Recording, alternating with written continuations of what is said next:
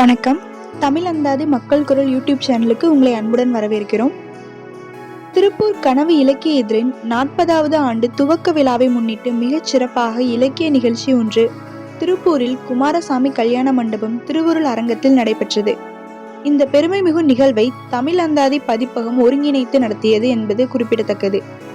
இந்த நிகழ்வில் தமிழ் இலக்கிய உலகின் முக்கியமான 2 நூல்கள் வெளியிடப்பட்டன.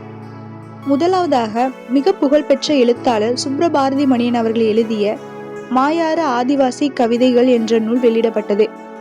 ஆதிவாசி வாழ்வின் ஆழமும் இயற்கையின் ஓசையும் சமூக உணர்வின் குரலும் கலந்து இந்த கவிதை நூல் வாசகர்களிடையே பெரும் வரவேற்பை பெற்றது. இதனைத் தொடர்ந்து இளம் எழுத்தாளர் கௌதம் அவர்கள் எழுதிய பூக்கோளத்தினை போர்க்கோளம் என்ற நூலும் வெளியிடப்பட்டது. இந்த நூல் மனித வாழ்க்கையின் போராட்டங்கள், சமூக சிக்கல்களையும் புதிய பார்வையில் பதிவு செய்த ஒரு முக்கியமான படைப்பாக அமைந்தது. இந்த விழாவில் மட்டுமல்லாமல் இலக்கியத்துடன் இணைந்து கலை உலகமும் காட்சியளிக்கப்பட்டது. புகழ்பெற்ற ஓவியர் விக்டர் அவர்கள் வரைந்த ஓவிய கண்காட்சியும், தமிழந்தாதி சார்பாக அமைக்கப்பட்ட வரலாற்று நாணய கண்காட்சியும் பார்வையாளர்களை கவர்ந்தது.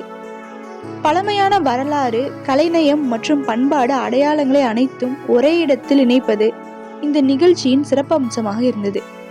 இந்த நிகழ்வில் பல்வேறு இலக்கிய எழுத்தாளர்கள், தமிழ் உறவுகள், கலை ஆர்வலர்கள் என பலரும் கலந்து கொண்டு சிறப்பித்தனர்.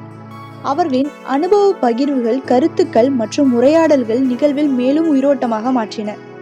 இந்த இலக்கிய விழா தமிழ் மரபையும் புதிய எழுத்து உலகையும் இணைக்கும் ஒரு அரிய சந்திப்பாக அமைந்தது.